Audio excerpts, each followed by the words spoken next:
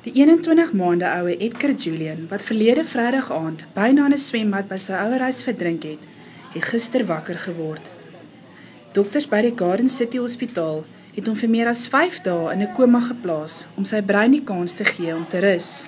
Hy was Vrydag aand vir ongeveer 5 minute weg, toe sy pa Frank Julian na hom gaan soek het. Hy het hom kop onderste bo in die swembad aangetref, met sy skopfietsie wat naby gedryf het.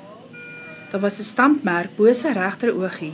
Sy ouers dink hy moes met sy fietsie geval, sy kop gestamp en toe in die swembad beland het. Maar dit gaan nou beter met klein Edgar. Hy was vreeslik woelig toe sy ma en pa beeld laat weet het van die goeie nuus. Hy het geskop en kreun omdat hy nie die pype en drade meer aan sy lyfie wou hê nie. Mamma en pappa het aanhou gesels om hom kalm te kry en nou en dan het hy weer sy oogies oopgemaak om hulle te sien. Ma en pa kon nie ophou om aan hom te vat en om hom te soen nie en is so dankbaar dat hulle enigste kind gespaar gebly het. Die trane was duidelik sigbaar toe klein Edgar mamma en pappa gesê het. Here se genade is baie groot.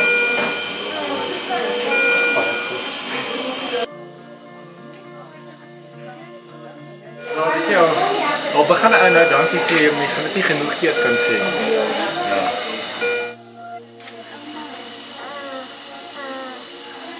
Mamma is so seer. Was papa? Was papa? Wat papa's